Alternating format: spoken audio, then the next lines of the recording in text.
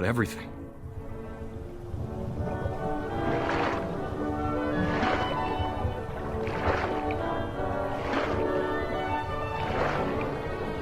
But I know what happened wasn't your fault.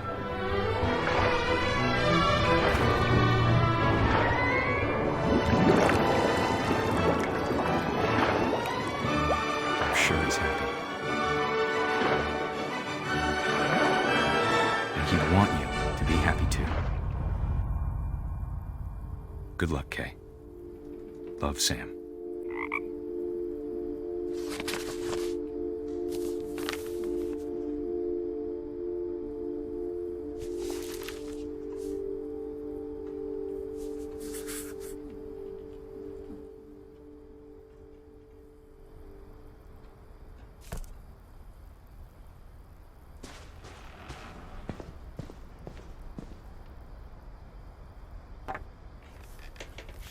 A poem for Gus, who always said the wedding was a bad idea. Our father never hit us kids, at least not very hard, before the day my brother said with teenage disregard that he'd be dead before he'd see a wedding in our yard.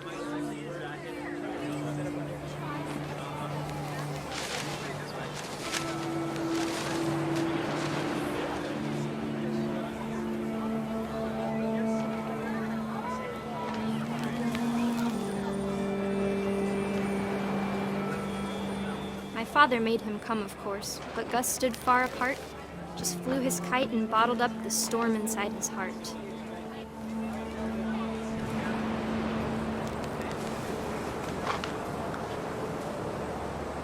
I tried to talk him out of it, but though he'd never met her, we don't need a stepmom, were the words that I now remembered. pronounce you husband and wife. You may kiss the bride.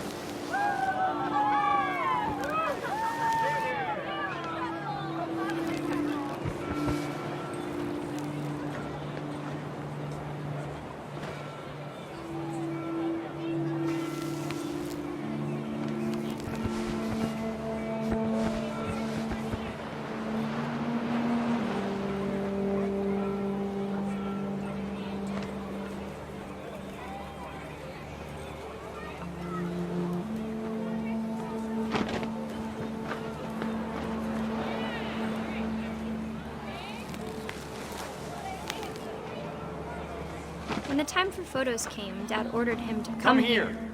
But Gus declined, and as a sign held up his middle finger.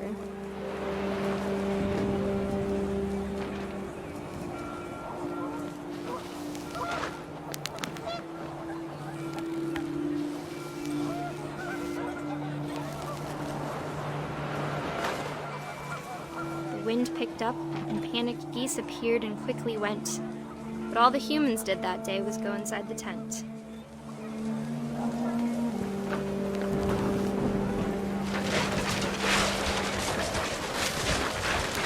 The rain came down in buckets then, but no one seemed afraid that nature might destroy the tent our dad had crudely made.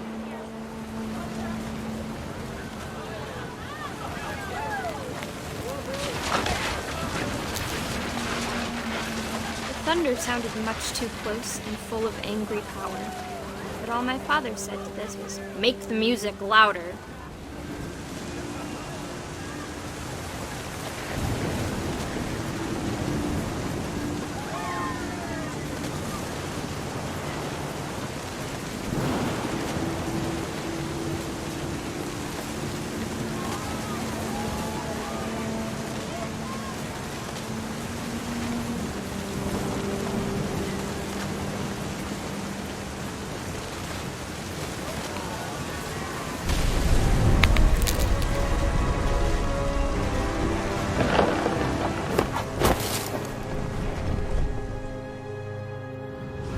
I wish that I could truly say I thought about you on that day. Out there on the beach alone, just you, the wind, the sea, and foam. But I didn't, until we found you. I can't imagine my mom ever writing poetry, and yet...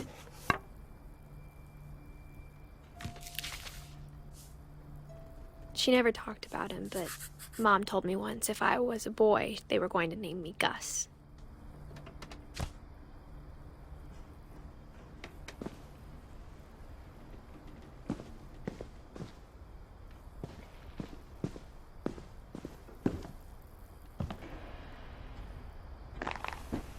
My mom moved up to the loft after her brothers died. At the time, it was as far away as she could get.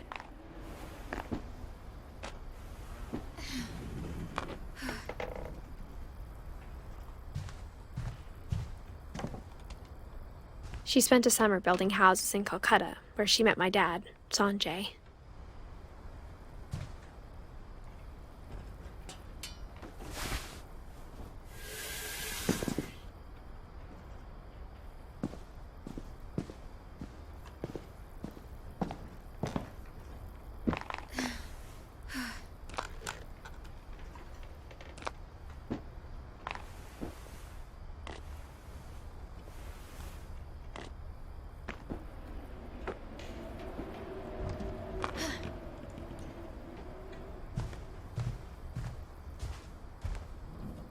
My mom moved to India a week after graduation and got a job teaching English. Louis was born a year later.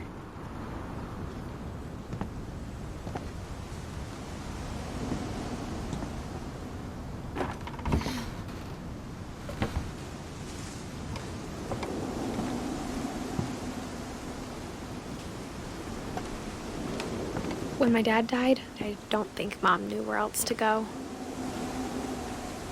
I'm sure Edie was happy to have her back.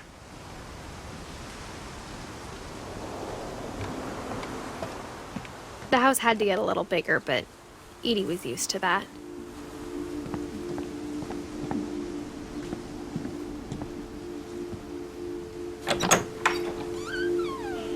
And for a while, things were good. Almost normal. But it didn't last.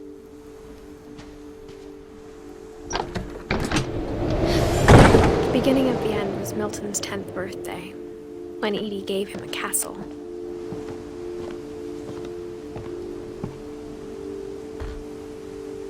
After Milton disappeared, the only thing he left behind was a room full of paintings.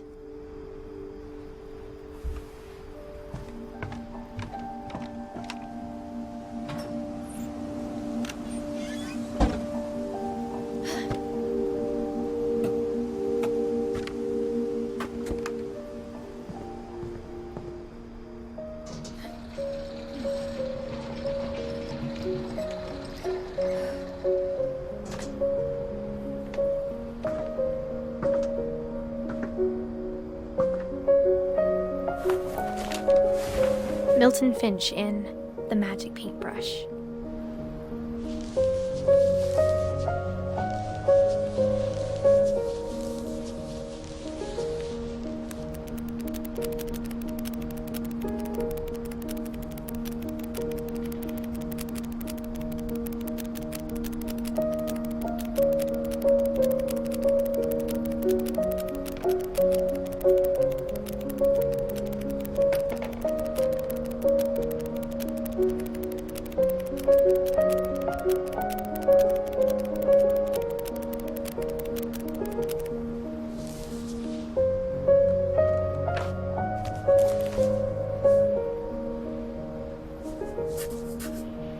I was 4 when Milton disappeared.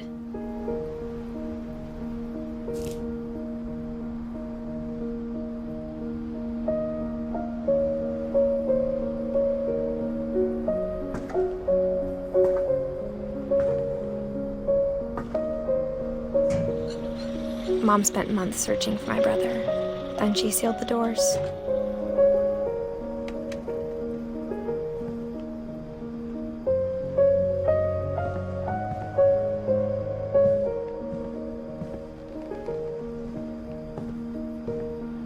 Whatever Milton had found in the house, Mom didn't want it getting out.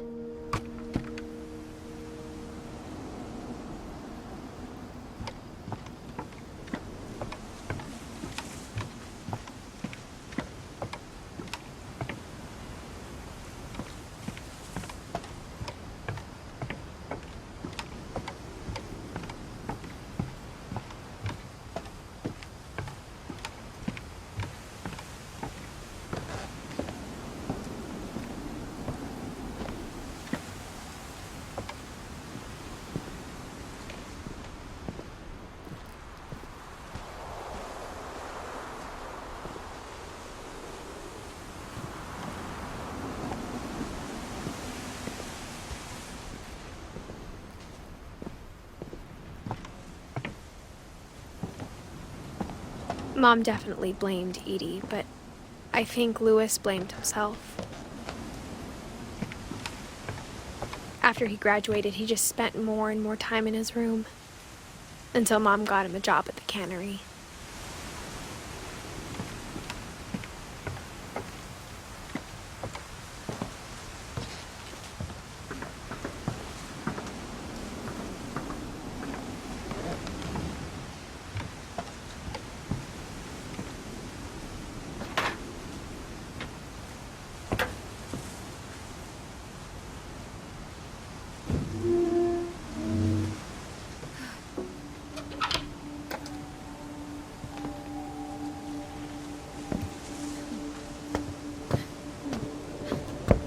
Louis's room smelled very, very familiar.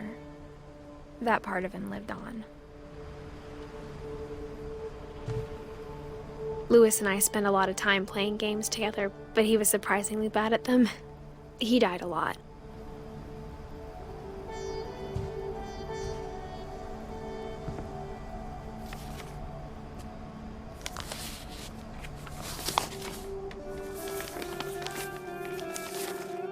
Dear Mrs. Finch, as Lewis's psychiatrist, I can understand your desire for an explanation.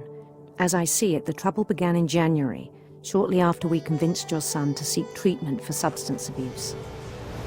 Newly sober, I believe Lewis first noticed the monotony of his daily life.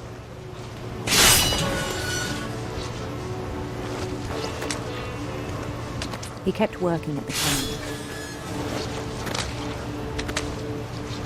but he withdrew part of himself. In our sessions, I saw the same behavior. His mind began to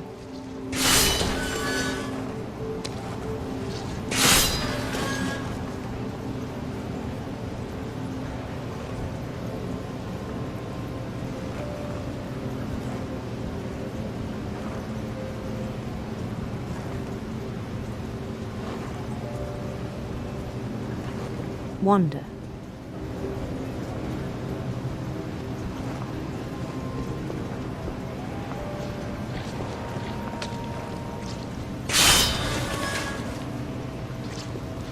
I asked him to describe it.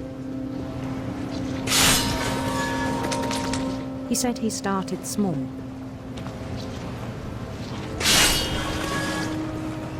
Imagining a labyrinth.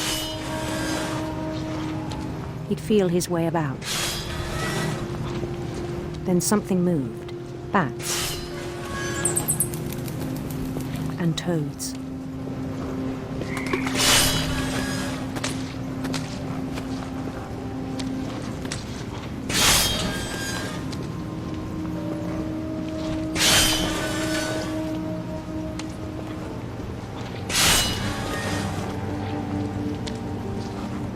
And things that have not names. He knew it was all in his head.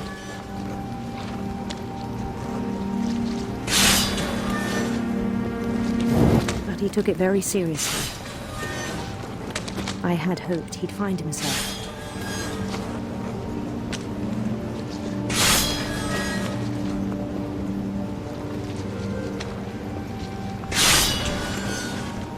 But he found something more.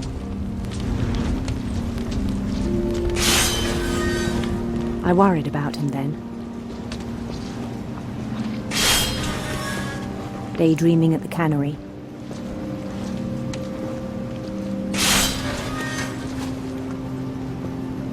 I spoke with his boss. But he said Lewis had become a model employee. Methodical, tireless, focused. Like a whole new Lewis. So I let him go on.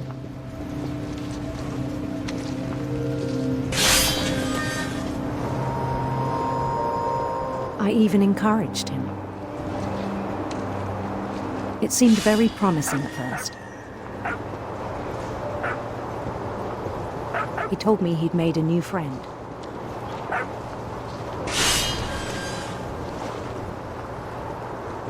On the edge of a city he named Lewis Topia. He built the city up slowly, brick by brick. Then he made musicians.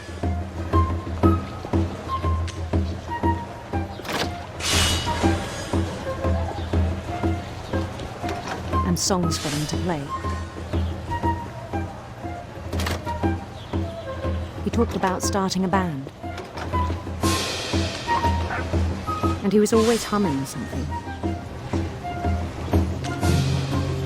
Every day his imagination grew stronger.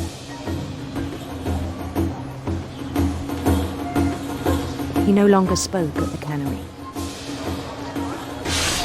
But his chopping was as reliable as ever. Then one day it struck him that all the cheering crowds, even the stones under his feet, were all in his imagination, so he could do whatever he wished.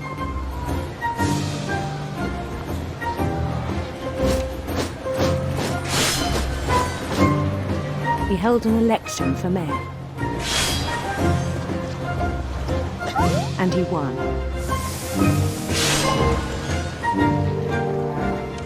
They begged him to stay, but his mind was already wandering.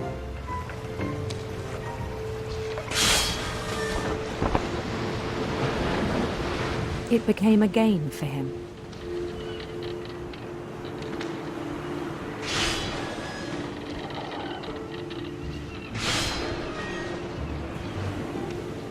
He'd conquer a city, then immediately push on.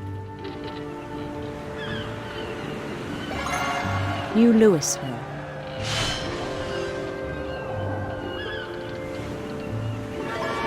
St. Louis. He started drifting away from our reality.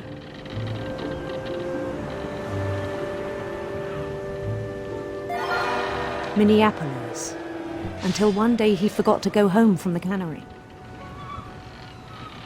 Even as his mother pleaded with him, part of Louis kept sailing on.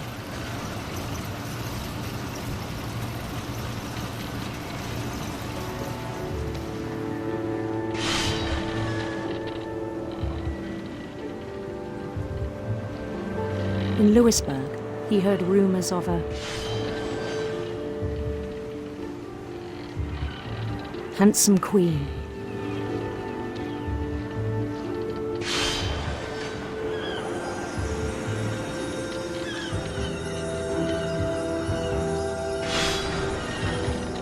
The queen was on her own quest for sinister serpents.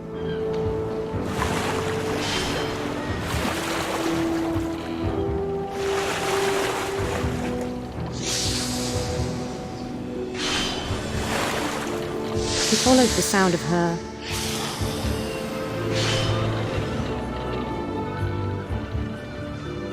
silver harp.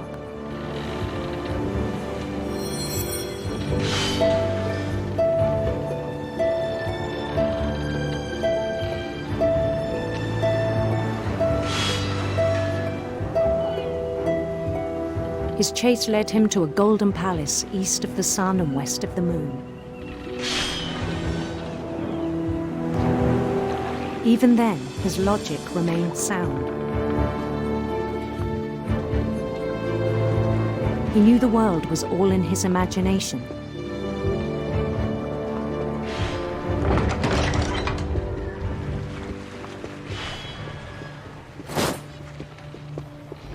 But he was so proud of having created it.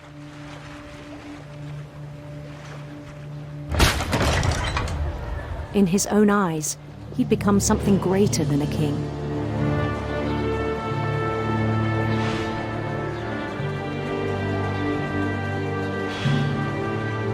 For someone who'd never known success in the real world, I think it was overwhelming. And then it struck him that the real Louis was not the one chopping salmon, but the one climbing the steps of a golden palace.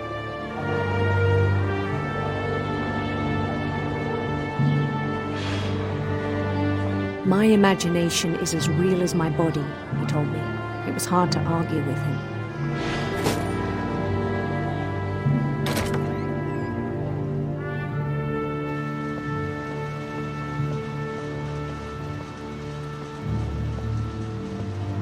He began to forget the world we know.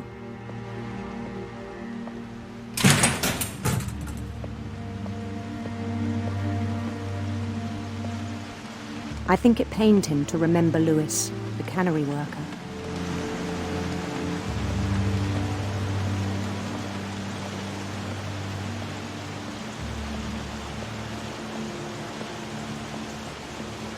He began to despise the man with a royal contempt.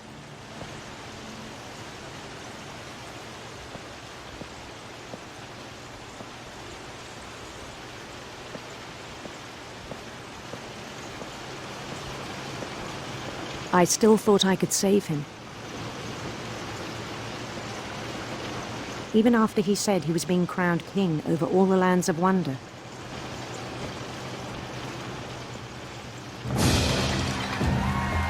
The palace would be packed with his companions.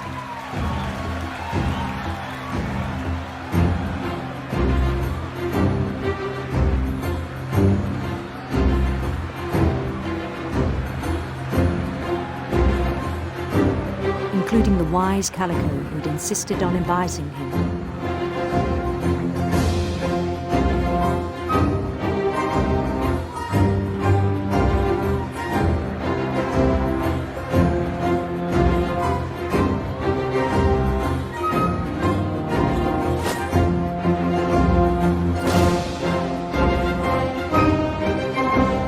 His queen waited, holding his crown.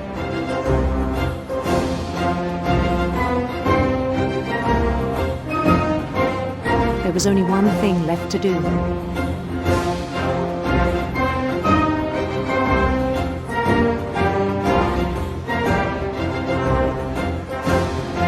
Bend down his head.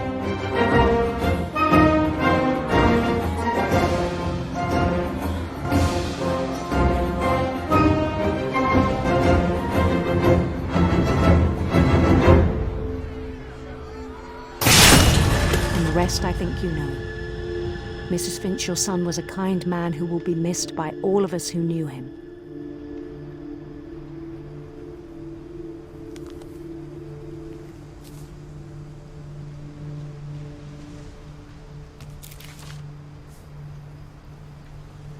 My brother was really cool. I wish you could have met him.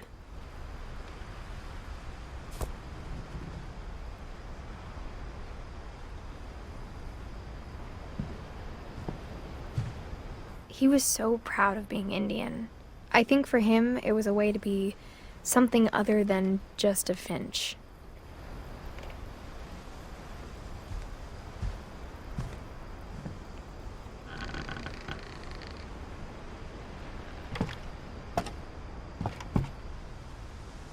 On the way back from Lewis's funeral, my mom told me to start packing.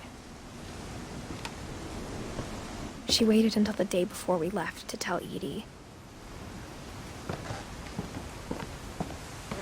I'm not sure if she wanted to make it easier or harder.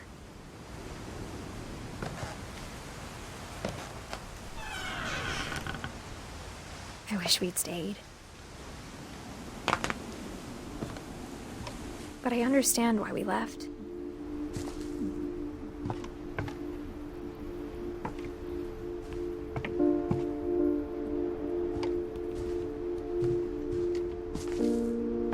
My mom ended up leaving everything behind.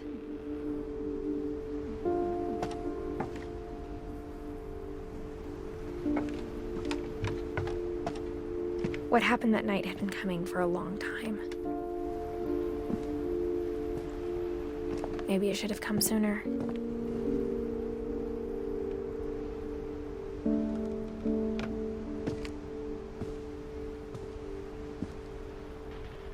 But it had to end one way or another. All that's left now is to tell you about that last night.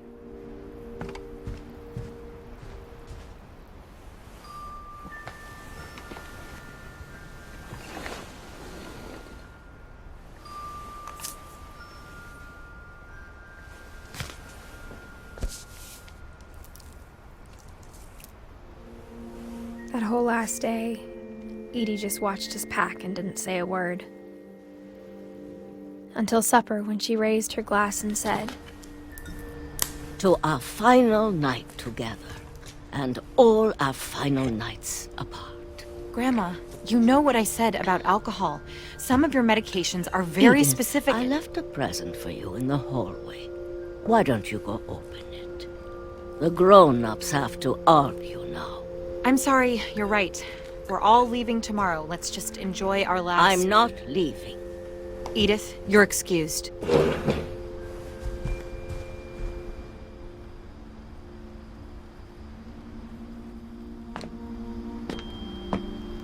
The power had been shut off that morning, but Edie always had plenty of candles. When my mom sealed the library, I don't think she knew about the other entrance. Or that Edie had a key to it.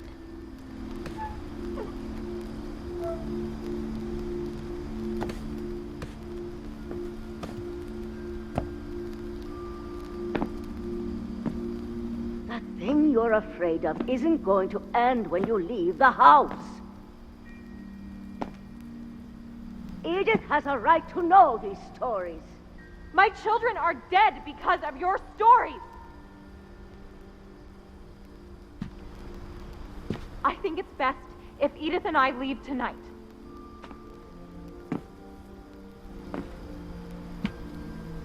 We'll have the nursing home send a van for you in the morning, okay?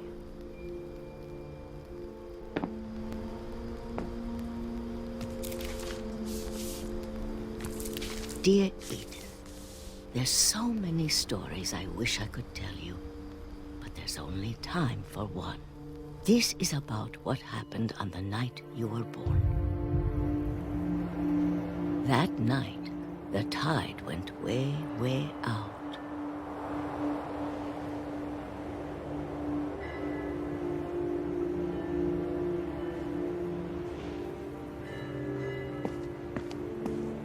It was the first and last time I ever saw the old house aground.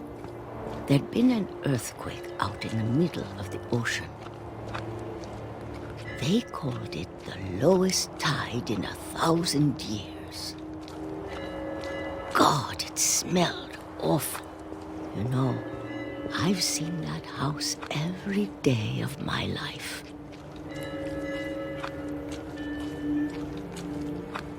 But I never thought I'd go back to it. When the fog rolled in, I lost my way.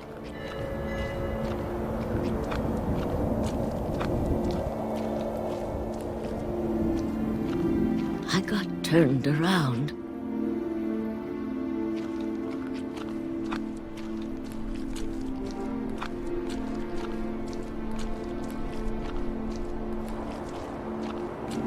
For a while, I wandered.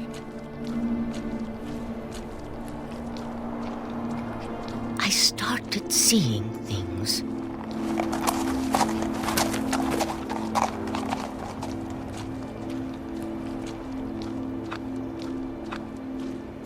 Things I'd forgotten had ever existed.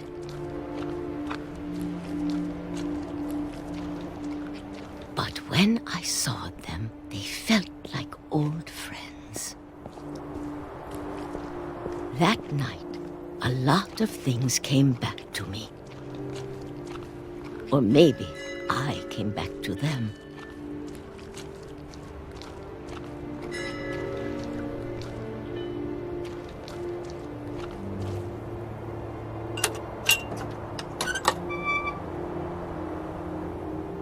Things I can't explain, but that I need you to try and...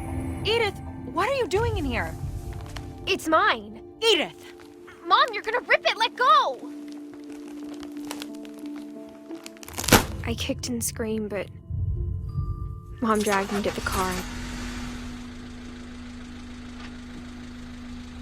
I never saw Great-Grandma Edie again. The next morning, the van came to pick her up, but she was already gone. After that, we moved around a lot.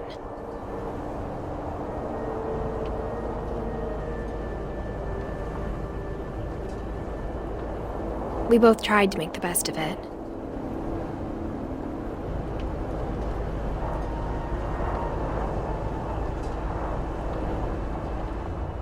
few years went by.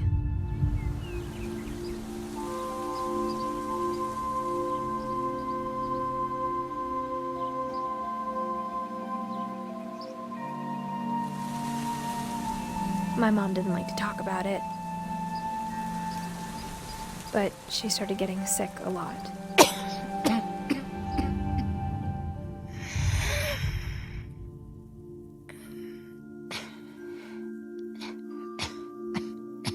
She got better for a while, and then she didn't.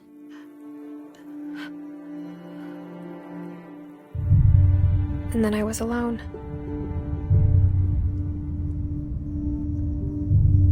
The last Finch left alive.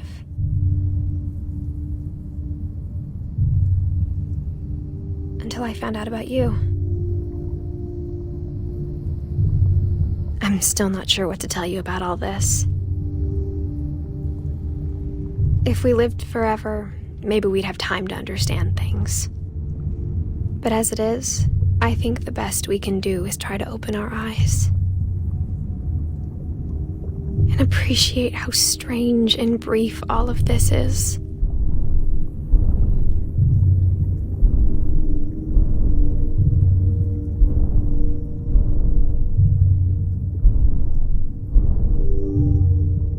This journal was supposed to be for you, but now I hope you'll never see it. I just want to meet you and tell you all these stories myself. But I guess if you're reading this now, things didn't work out that way.